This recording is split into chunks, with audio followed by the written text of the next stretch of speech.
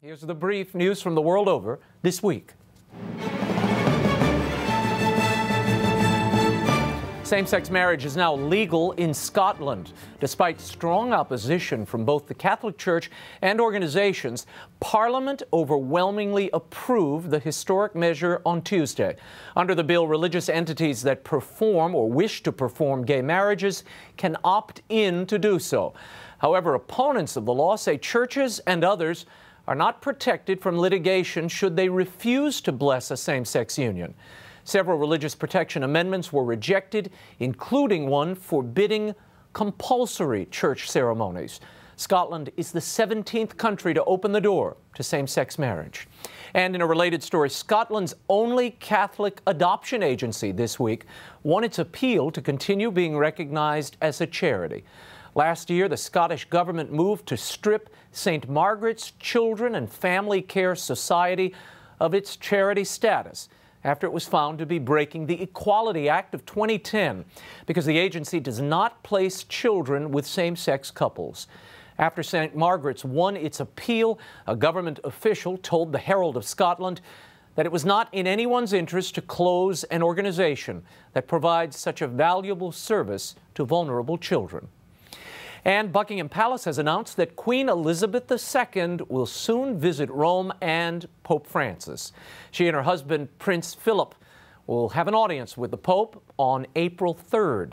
According to the BBC, the visit will be relaxed and take place in the Pope's residence. This will be the Queen's fourth visit to the Vatican. She's previously met with Pope John XXIII in 1960 and twice with Pope John Paul II. More recently, the Queen received Pope Benedict XVI during his 2009 historic visit to the UK. Her Majesty is, of course, the head of the Anglican Church. And the abortion debate is heating up in Spain as Prime Minister Mariano Rajoy looks to limit the country's abortion laws.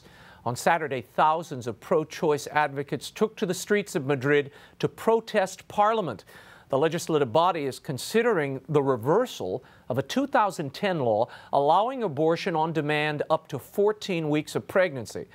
Approved by Rajoy's cabinet in December, the proposed law would ban all abortions save for cases of rape or if the mother's health is in serious risk.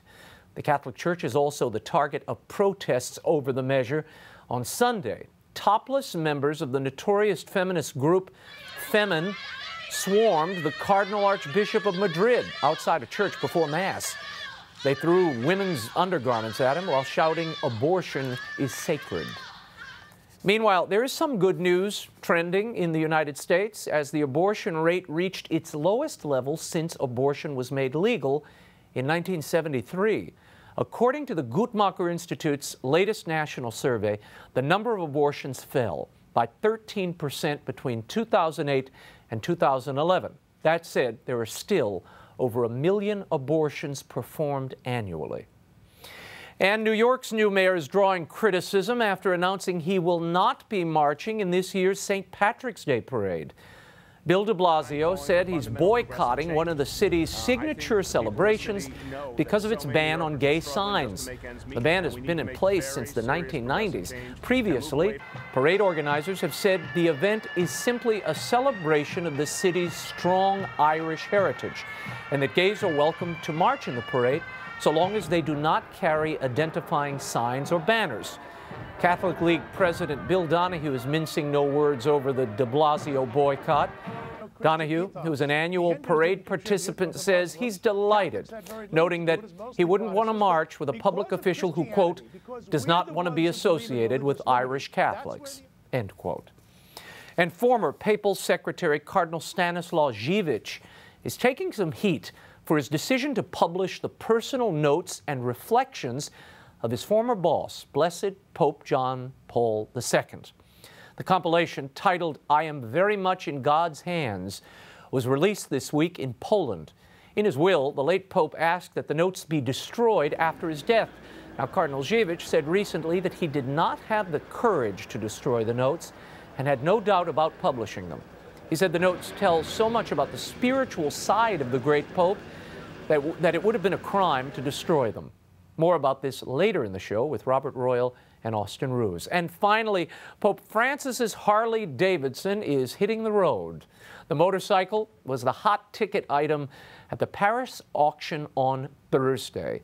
An unidentified European agreed to pay $327,000 for the hog.